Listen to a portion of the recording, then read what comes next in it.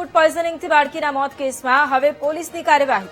વરાછા પોલીસે અકસ્માતે મોતનો ગુનો નોંધી અને વધુ તપાસ હાથ ધરી છે. પોલીસે બાળકીનો મૃતદેહ પોસ્ટમોર્ટમ માટે ખસેડ્યો છે. ફૂડ પોઈઝનિંગથી ઘટના બની કે પછી 5 વર્ષની બાળકીનું મોત નીપજ્યું.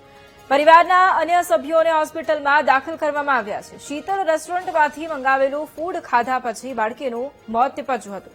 આ કેસમાં હવે પોલીસ પણ કાર્યવાહી કરી રહી છે.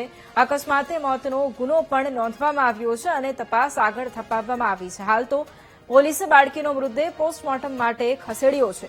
5 વર્ષની બાળકી જેનું ફૂડ પોઈઝનિંગને કારણે મોત નીપજ્યું છે અને અન્ય સભ્યો છે પરિવારના તેમને દાખલ કરવામાં આવ્યા છે. એક તરફ આરોગ્ય વિભાગ દ્વારા સતત સમીક્ષા કરવામાં આવી રહી છે. જે રેસ્ટોરન્ટ છે તેને સીલ કરવામાં આવી છે. બીજી તરફ પોલીસની કાર્યવાહી. શીતલ રેસ્ટોરન્ટમાંથી પોતે જમવાનું 2 સબ્જીનું પાર્સલ લાવેલા અને પરિવારના તેઓ તથા તેમના પત્ની તથા તેમની 3 દીકરીઓ એ સાથે ઘરે જમેલા અને પછી રાતે મોડા તેમને પેટમાં દુખાવો થયેલો અને સવારે વહેલા 4:30 વાગે અશોકભાઈ તથા તેમની દીકરીને પેટમાં દુખાવો તથા ઝાડા ઉલટી થતા તાત્કાલિક તેઓ પોતે ટ્રીટમેન્ટ કરાવવા માટે હોસ્પિટલમાં ગયેલા શિવમ ક્લિનિકમાં અને ત્યાં તેમને બાટલા ચડાવી અને બંને સારવાર કરાવી અને પોતાના ઘરે આવેલા.